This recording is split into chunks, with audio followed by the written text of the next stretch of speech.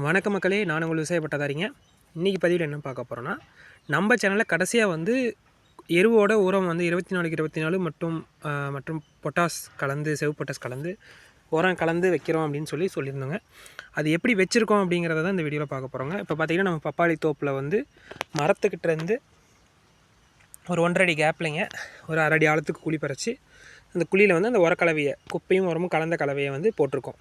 இப்போ இந்த இடத்துல பார்த்தீங்கன்னா உங்களுக்கு ஒரு 1/2 அடியில் பறித்து போட்டிருக்கோம். கவர் போட்டிருக்கோம், இருந்தாலும் அந்த கவர் மேலேயே அப்படி பறிச்சுட்டு போட்டிருக்கோங்க. இப்போ எதுக்காக இது பண்ணுறோம் அப்படின்னா, நம்ம இனிஷியலாக செடி வைக்கும்போதே வந்து நம்ம எருவு வந்து மண்ணில் போட்டு தான் வச்சோம். இப்போ பார்த்தீங்கன்னா உங்களுக்கு வந்து அந்த எருவு சத்து இருக்கிற வரைக்கும் உங்களுக்கு காய் பிடிச்சிருக்கும், பார்த்தீங்கன்னா தெரியும். இப்போ இதுக்கு மேலே பார்த்தீங்கன்னா உங்களுக்கு காய் இல்லை.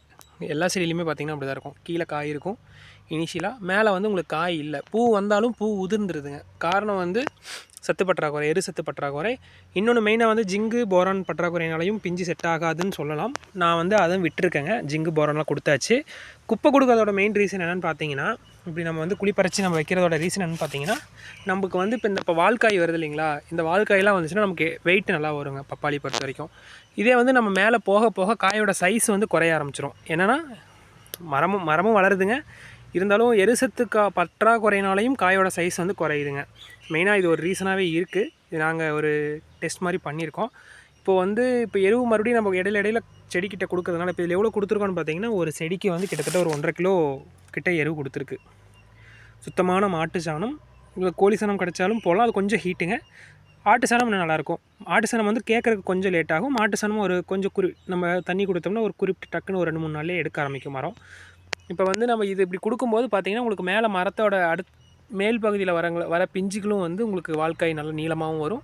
இதே மாதிரி இந்த குண்டுக்காய்களாக இருந்தாலும் உங்களுக்கு மேலே வந்து வெயிட் நல்லா வர ஆரம்பிக்குங்க. அதனால் வந்து அட்லீஸ்ட் 2 மந்த்ஸ் ஒன்ஸ், அது 2 மாதங்களுக்கு ஒருக்கா வந்து இந்த மாதிரி நம்ம எரிசத்து கொடுத்துட்டே இருந்தோம்னா நம்ம பப்பாளி பொறுத்த வரைக்கும் நல்லாயிருக்கும். சிலர் என்ன பண்ணுவாங்கன்னா, வெறும் உரமே கொடுத்து நம்ம கொண்டு வந்துடலாம்னு நினைப்பாங்க. அது வந்து பெரிய தவறுங்க. மண்ணும் கெட்டு போயிடும். உங்களுக்கு வந்து அடுத்த வெள்ளாமை பண்ணும்போது பப்பாளி அழிச்சிட்டு நீங்கள் மறுபடியும் கேப் விட்டு இன்னொரு வெள்ளாமை பண்ணும்போது வந்து அதுக்கு கரெக்டாக இருக்காதுங்க. அதனால் நம்ம வந்து எரு சத்து எந்த அளவுக்கு மரங்களுக்கு கொடுக்குறோமோ அந்த அளவுக்கு வந்து நமக்கு மரம் நல்லாயிருக்கும். நீங்கள் வந்து இந்த மாதிரி வந்து எரு வந்து உரம் கலந்து லைட்டாக உரம் கலந்தால் போதுங்க. சுத்தமான எருவாக இருந்ததுன்னா லைட்டாக உரம் கலந்து வைக்கும்போது உங்களுக்கு அந்த எருவும் டக்குன்னு எடுக்கும், உரமும் எடுக்கும். அப்போ வந்து உங்களுக்கு மரம் நல்லா செழிப்பாக வளரும். இப்போ நான் இதே கொஞ்சம் லேட்டாக கொடுக்கங்காட்டி தான் உங்களுக்கு பார்த்திங்கன்னா அந்த இடையில வந்து அந்த மேலே இருக்க ஒரு 2 அடிக்கு வந்து உங்களுக்கு காய் செட் ஆகலை. பார்த்திங்கன்னா எந்த மரத்துலையுமே அந்த மேலே இனிஷியலாக வந்த காய் தாங்க மேலே பார்த்திங்கன்னா ஒரு 2 அடியில் வந்து காயே சுத்தமாக இல்லாமல் இருக்குது. அதுக்காக தான் இப்போ எரு வச்சுருக்கு. இப்போ எரு வச்சு 3 நாள் ஆகுதுங்க. நான் இன்னும் வந்து அடுத்த வீடியோவில் வந்து எரு வச்சு ஒரு 20 நாளுக்கு அப்புறம் மேலே எப்படி பிஞ்சு செட் ஆகிருக்குங்கிறத வந்து நான் உங்களுக்கு அடுத்த வீடியோவில் போடுறேன். நன்றி.